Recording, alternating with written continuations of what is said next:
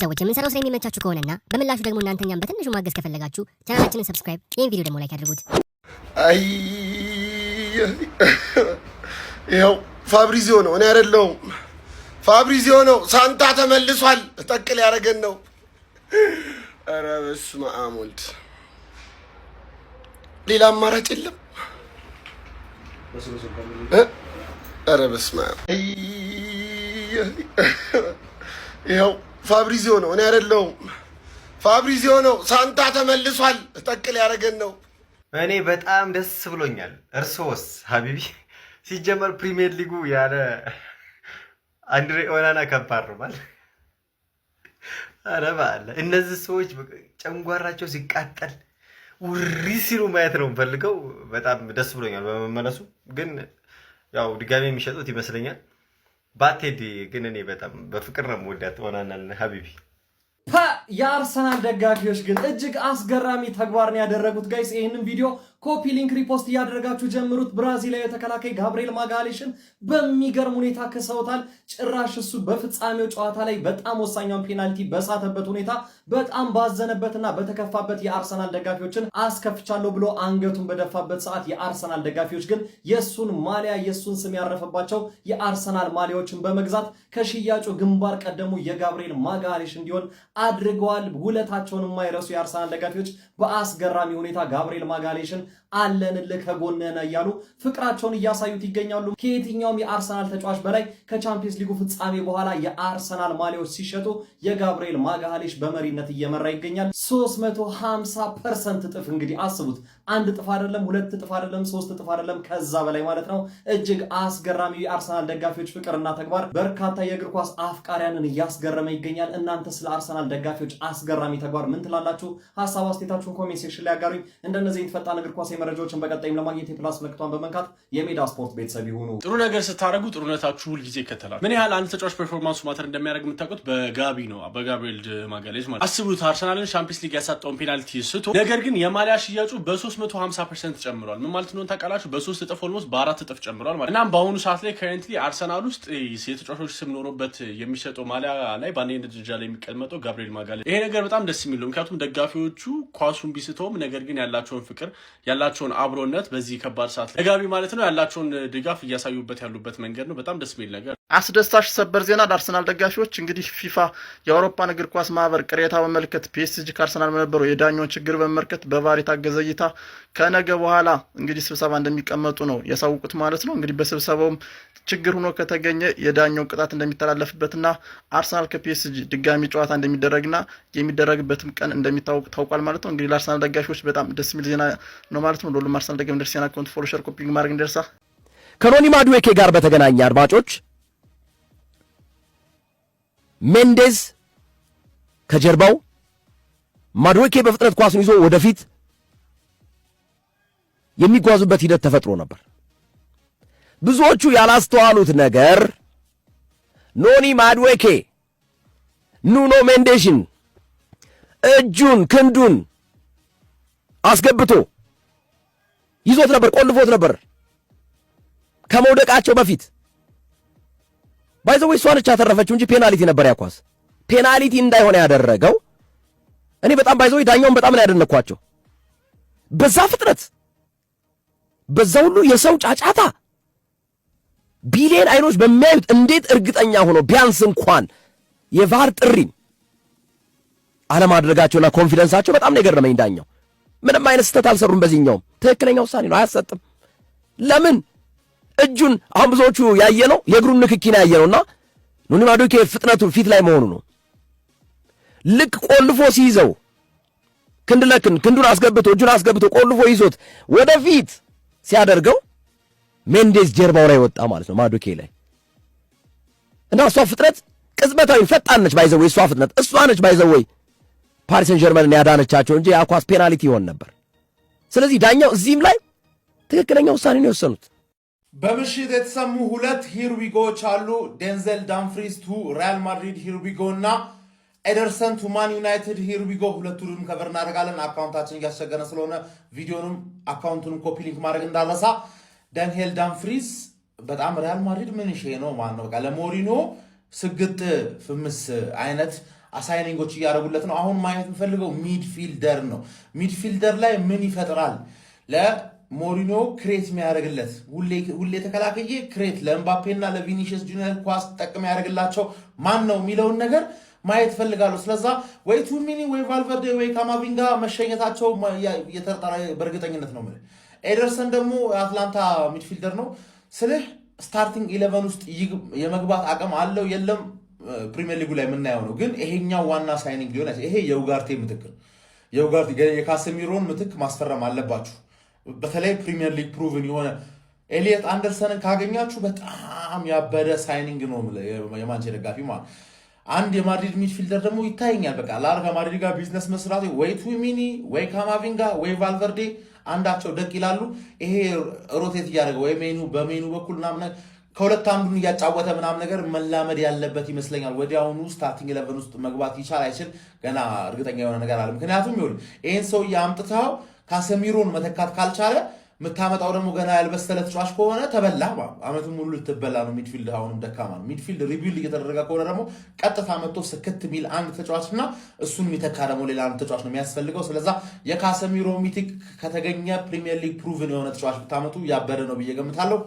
ይመቻችሁ። ዛሬ የተሰሙ ሰበር የተባሉ ታላላቅ የዝውውር መረጃዎች እንደተለመደው ወደ እናንተ ይዤላችሁ ቀርብ ያለው ምንም የሚያመልጣችሁ ሰበር የሚባሉ የዝውውር መረጃዎች ስለሌሉ ቪዲዮን ኮፒ ሊንክ ሪፖስት እያደረጋችሁ ለሌሎች እንዲደርስ ማድረጋችሁ እንዳትረሱ። ከቀናት በፊት እንግዲህ አለቃቸውን አርነ ስሎት ያሰናበቱት ሊቨርፑሎች አሁን ላይ የቀድሞውን የበርንሞዝ አለቃ የሆነውን አንዶኒ ኢራዮላን እንግዲህ የግላቸው ለማድረግ ከስምምነት ላይ እንደደረሱ ፋብሪዚዮ ሮማኖ ሂርዊጎ በማለት ማረጋገጥ ችሏል። አሰልጣኙም እንግዲህ በሚቀጥሉት ቀናቶች ፎርማል የሆኑ ስራዎችን በማጠናቀቅ ሙሉ በሙሉ ወረቀቱን ጨርሶ እንግዲህ የሊቨርፑል አሰልጣኝ ይሆናል ተብሎም ይጠበቃል። የማንቸስተር ዩናይትዱ ካሜሩና ግብ ጠባቂ የሆነው አንድሬ ኦናና ከቱርኩ ክለብ ትራዞሞስፖር የውሰት ጊዜውን በመጨረስ ወደ ማንቸስተር ዩናይትድ በመመለስ እንግዲህ በካሪክ ስር የፕሪሲዝን ጨዋታዎችን ለማድረግ እንግዲህ እንደተዘጋጀ ነው እየተነገረ የሚገኘው። ነገር ግን ትራዞሞስፖሮች የውሰት ውሉን የማራዘም ፍላጎት እንዳላቸውና ተጫዋቹም በዚህ ሁኔታ ማንቸስተር ዩናይትድ ቤት የመቆየት እድሉ ጠባብ እንደሆነ እየተነገረ የሚገኘው። ትራዞሞስፖሮችም ከማንቸስተር ዩናይትድ ይህንን ተጫዋች በውሰት ለማግኘት የተሻላቸውን እየሞከሩ እንደሚገኙ ነው ሪፖርቶች እየጠቆሙ የሚገኙት። ከሊቨርፑል ጋር እንደሚለያይ እየተጠበቀ የሚገኘው ፈረንሳዊ ተከላካይ የሆነው ኮናቴ ወደ ሪያል ማድሪድ ለማቅናት እንግዲህ አሁን ላይ የመጨረሻ ደረጃ ላይ እንደደረሰ ነው እየተነገረ የሚገኘው። የሪያል ማድሪድ ፕሬዚዳንሻል ምርጫ ላይ ፍሎረንቲኖ ፔሬዝ በድጋሚ የሚያሸንፉ ከሆነ ደግሞ ሙሉ በሙሉ ወደ ሪያል ማድሪድ ሊያቀና እንደሚችል ነው ሪፖርቶች እየጠቆሙ የሚገኙ። ተጫዋቹ ከተለያዩ ክለቦች ጋር ስሙ እየተያዘ የሚገኝ ቢሆንም ነገር ግን ከሪያል ማድሪድ ጋር የሚያቆየውን የ4 ዓመት ኮንትራት ለመፈራረም ከስምምነት ላይ መድረስ እንደቻለ ነው ሪፖርቶች እየጠቆሙ የሚገኙት። የፉላሙ አለቃ የሆኑት ማርኮ ሲልቫ ፉላም በመልቀቅ የፖርቹጋሉን ክለብ ቤኔፊካን እንግዲህ 1 ዓመት የማራዘም ውል ባለው ኮንትራት እስከ 2028 ቤኔፊካን እንደሚቀላቀሉ ተራግጧል። ከዚህ በተጨማሪም የቀድሞ የጂሩና አሰልጣኝ የነበረው ሚሼል ወደ አያክስ ለማቅናት ሙሉ በሙሉ ከስምምነት ላይ እንደደረሰ ሪፖርቶች እየጠቆሙ ይገኛሉ። ብራዚላዊ የማንቸስተር ሲቲ የመስመር አጥቂ የሆነው የቶተንሃም ስፐሮች የአምና እቅድ የነበረው እንግዲህ ሳቪኒዮ ወደ ቶተንሃም ስፐር ለማቅናት ንግግር እንደጀመረ እየተነገረ ይገኛል። ማንቸስተር ሲቲዎች የሚፈልጉትን ገንዘብ ከተጫዋቹ ማግኘት የሚችሉ ከሆነ ለመልቀቅ ዝግጁ እንደሆኑ እየተነገረ የሚገኙት ቶተንሃም ስፐሮችም ከተጫዋቹ ጋር ያላቸውን ንግግር እንግዲህ በይሳት እያሳደጉ እንደሚገኙ የተነገረ ይገኛል። የአውሮፓ ሻምፒዮንስ ሊግ ሻምፒዮኑ ፓሪስ ሴን ዠርሜን 3 ተጫዋቾችን በያዝነው የዝውውር መስኮት የመልቀቅ ዕድል እንዳለው እየተነገረ ይገኛል። ካንጊሊ እንዲሁም ደግሞ ቼቫሊየር እንዲሁም ደግሞ ጎንካሎ ራሞስ እንግዲህ ከፔጂ የመልቀቅ ዕድል ያላቸው ተጫዋቾች እንደሆኑም ነው እየተነገረ የሚገኘው። መድፈኞቹ አርሰናሎች እንግሊዛዊ የአስቶን ቪላ የመሃል ሜዳ እንዲሁም ደግሞ የፊት መስመር ተጫዋች የሆነውን ሞርጋን ሮጀርስን ለማስፈረም በጣም ፍላጎት እንዳላቸው በይሳት የተለያዩ ታማኝነት ያላቸው ምንጮች እየጠቀሱ ይገኛሉ። እስካሁን ግን ምንም አዲስ የሚባል ነገር የለም። ነገር ግን መድፈኞቹ አርሰናሎች ለማስፈረም ከሚያቀዷቸው ተጫዋች መካከል አንዱ እንደሆነ ነው እየተነገረ የሚገኘው። ለማንኛውም እናንተ ስለነዚህ የዝውውር መረጃዎች ምን ትላላችሁ? ሀሳባችሁን አጋሩ። ለተጨማሪና አዳዲስ የእግር ኳሳዊ መረጃዎች የፕላስ ምልክቱ መጫን እንዳትረሱ። ንጉሳውያን እንግዲህ ክለባችን በክሪክ ስር የመጀመሪያውን ተጫዋች በ45 ሚሊዮን ከአታላንታ አስፈርሙልናል። ኤንደርሰንን ጸድ አማካይ ነው፣ ለቲማችን አሪፍ ግብአት ነው የሚሆነው። እና ደግሞ ምን የሚገርም ዜና ሰማሁ መሰላችሁ? አንድሬ ኦናና ወደ ልምምድ ተመልሶ ከክለቡ ጋር ፕሪሲዝን ሊጀምር ዩናይትድ ነው ያለው። አሁን ወደ ማንቸስተር ነው ያለው። ምን አረ አንተ ሰውዬ፣ አረ ተው፣ ኑሯችንን አበጥብጠን እንኑርበት። ተው ግን ተው። ኤፍኤ ካፕ እና ካራቦ ካፕ እንትጮታለህ። ይኸውላችሁ አርሰናል ቦልዶ ነው፣ አርቴታ እንዳለው ቦልዶ ነው፣ ጨከን ብሎ አግሬሲቭ ነው። ለአልቫሬዝ ዝውውር ጨረታ ውስጥ ከገባ እና አልቫሬዝን ማግባባት ከቻለ ወደ ፕሪሚየር ሊግ እንዲመለስ ይሄ ዝውውር ሊሆን ይችላል ማለት ነው። ሊሆን ይችላል ማለት። ለዚህ ነው ፈጣን እና ቦልድ የሆነ ሙቭ ያስፈልጋል የሚባለው ለአርሰናል። ካልፈጠነ ያው ባርሴሎና አልቫሬዝን ድርድር ጀምሯል። ፈጥኖ ገና መስኮቱ አልተከፈተም እኮ ኦፊሻሊ ሲዝኑ ቢያልቅ። የእግር ኳስ ቤተሰብ ቀጣይ ሲዝን ለምን ፕሪሚየር ሊጉ ያበደ እንደሚሆን ልንገራችሁ። ይኸውላችሁ ቀጣይ ሲዝን ማለት ነው እያንዳንዱ ቶፕ ቢግ ሲክስ በአዳዲስ ማናጀር ነው የሚመራው። ከዛ አዳዲስ የፕሌይንግ ስታይል ነው የሚሆነው ማለት ነው። ስለዚህ ማይክል አርቴታ ተዘጋጅ ለእያንዳንዱ ክለብ ለመከላከል። መቼስ አንተ አታጠቃም መከላከል ብቻ ስለሆነ ማለት ነው። ስለዚህ ነገር ግን እዚህ ጋር ለመነቋቀር ሳይሆን ቀጣይ ሲዝን ሊቨርፑል ከአሪዮላ ጋር፣ ማይክል ካሪክ ከማንቸስተር ዩናይትድ ጋር፣ ዣቪ አሎንሶ ከቼልሲ ጋር፣ ዴዘርቢ ከቶተናም ጋር፣ ኢንዞ ማሬስካ ከማንቸስተር ሲቲ ጋር እነኚህን የመሳሰሉ የሚገራረሙ ማናጀሮች ከሚገራረም ስኳድ ጋር ነው ማለት ብራዘሬ እንደዛ አይነት ጨዋታ አይተ አታቅም ነው ማለት። ስለዚህ ቀጣይ ሲዝን ማለት ነው። ቀጣይ ሲዝን ደግሞ በጣም አጓጊ የሚያደርገው ከሰመር በኋላ የሚገዙ ተጫዋቾች ናቸው። ሊቨርፑል የሚያመጣቸው ተጫዋቾች የገዙትና ዘንድሮ የሚወጡት ማለት ነው። እያንዳንዱ ክለብ ደግሞ የሚገዛውና ያለው ተጫዋች የቀጣዩ ሲዝን በጣም ተጠባቂ ነው የሚያደርገው እና እስከማየው በጣም ቸኩያለሁ ነው ማለት። አይብል እኮ መጨረሻችን እናንተ መጫወቻ ሆኖ ቀረ አይደል? ቼልሲዎች ቪክተር ኦሲሜንን ይፈልጉታል እና ቪክተር ኦሲሜን የሚገመትበት ዋጋ ደግሞ 150 ሚሊዮን ዩሮ ነው እና ቼልሲዎች 150 ሚሊዮን ዩሮ ለአንድ ተጫዋች ያወጡ። ሌላውን ሸውዱ፣ እኔን አትሸውዱ። እኔ አሸውዱ እናንተ ሙጣጣም ሰዎች፣ እኔን አሸውዱ። ምን አይነት ተጫዋች እንደምታስፈርሙ አውቃለሁ። አሁን ከብራይተን ነው ከስትራስቡርግ ነው የምታስፈርሙ? ንገሩኝ። ሁለት ተጫዋች ነው የሚያስፈልገን ትላላችሁ ደግሞ ሁለት ተጫዋች። ያንን ሲዝን እንደዛ ስንቃጠል ጨርሰን እረፉ። እንዴት ነው ሁለት ተጫዋች የሚያስፈልገን? ኤንዞ ለቃሉ እያለ ኩኩሬላ ለቃሉ እያለ ሴንተር ባክ በቶስና በባዳሽ ልንቀጥል ነው እንዴ? ነው በጋራሾና በጌተንስ ልንቀጥል ነው? እኔ እናንተ እረፉ። አታስፈርሙ በቃ ማንዬ። ይሄ ለሚዲያ ከቨሪ ምናምን የምታወጡት ዜና ማለት እረፉ። ያኔ ቻምፒዮንስ ሊግ ውስጥ በነበርንበት ሰዓት፣ ያኔ ገንዘብ እጃችን ላይ በነበረ ሰዓት ቪክተር ኦሲሜን አስፈርሙኝ ብሎ በር ላይ በቆመ ሰዓት የእሱን ደመወዝ 250 አንከፍልም ብላችሁ የሸኛችሁትን ሰውዬ አሁን እናስፈርማለን። ሰበር ዜና! የአስቶን ቪላ ኮከብ ሞርጋን ሮጀርስ በዚህ ክረምት አርሰናልን ለመቀላቀል ዝግጁ መሆኑን ቢቢሲ ስፖርት ዘግቧል። አርሰናል በአንድ ወቅት ክቪቻ ክቫራትስኬሊያን ለማስፈረም ስካውት አድርጎት ነበረ፣ እንደዚህ ፌመስ ባልነበረበት ጊዜ ማለት ነው።